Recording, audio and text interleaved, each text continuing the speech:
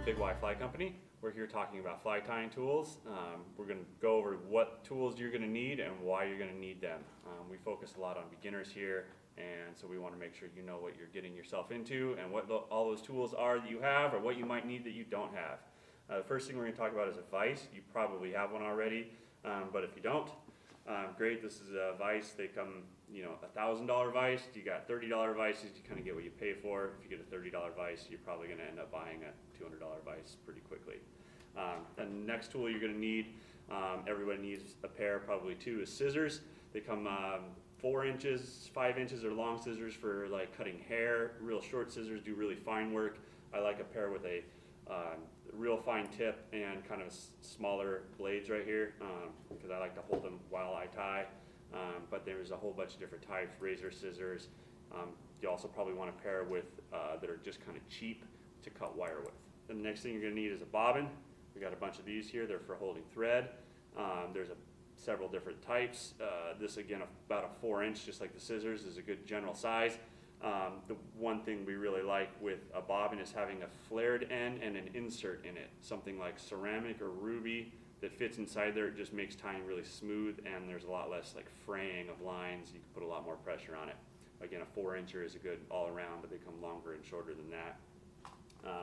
Bodkin's another useful tool here. Put my scissors away.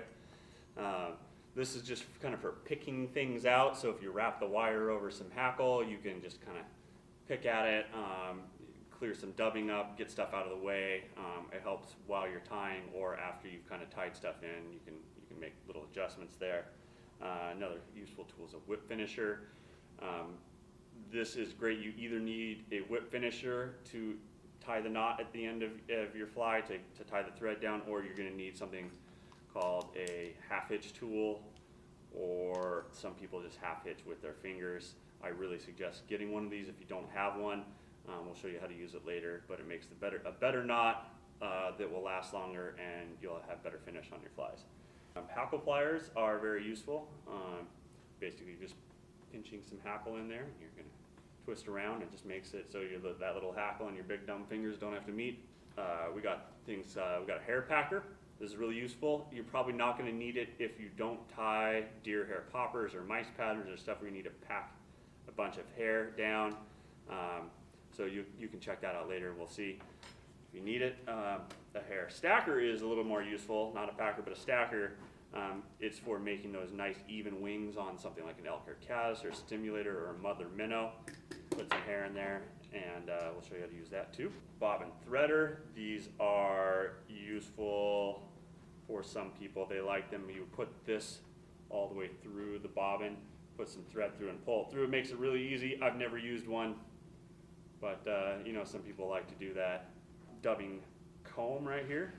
It's basically like sandpaper, so you make a nice big dubbing body on your fly. You're just going to rough it up a little bit, and it kind of brings out an even finish on it. Looks pretty good. You could get away with not using one if you wanted, but they are useful.